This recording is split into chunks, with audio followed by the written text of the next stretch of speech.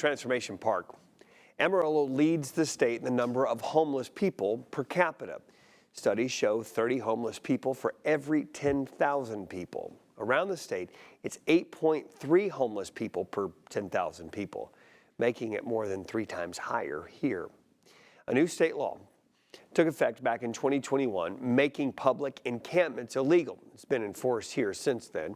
KMR Local 4's Princess Bryant finds it's changed how some of our agencies help the homeless. That special story tonight from your local election headquarters. House Bill 1925 passed in 2021. It prohibits camping in public places. It's a Class C misdemeanor. Camp, as defined in the bill, means to reside temporarily in a place with shelter, which includes a tent, sleeping bag, blankets, or any form of shelter other than clothing or a handheld device. That bill was challenged and went all the way to the Supreme Court, and then the Supreme Court ruled that the bill was indeed constitutional and that cities could begin enforcing that.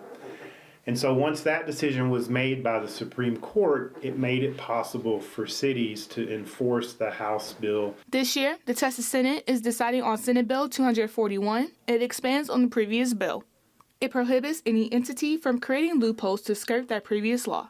It's still a bill. It's not something that's put into play yet.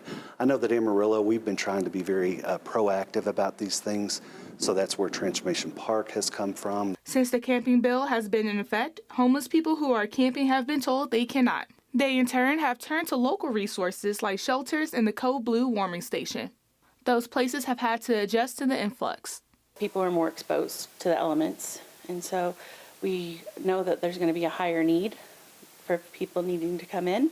And we also know that the threshold that we have traditionally used to activate is going to need to be at a lower threshold. Riddlesberger says the city of Amarillo has not felt any different pressure from state officials, but he does believe the legislators that put the bills in place want to see some resolution. I don't like that law.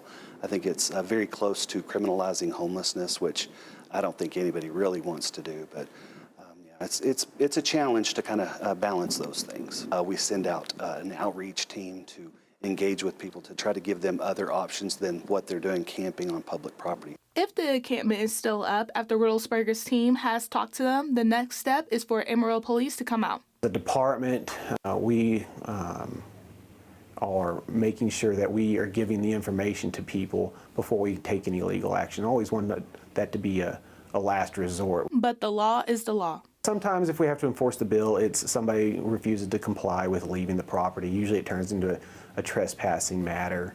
I don't think we arrested somebody. My team personally hasn't, I believe, arrested somebody for under the camping ordinance. In Amarillo, Princess Bryant, KMR Local 4 News.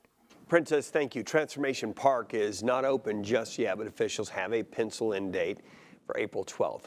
Riddlesberger says that with Transformation Park, it will bring a solution to the bill and it having to be enforced. Until that date, his team is working to still bring more resources to those in need. If you want more information on those bills, along with resources for anyone who may be experiencing homelessness, you can find them all in one place, myhighplains.com.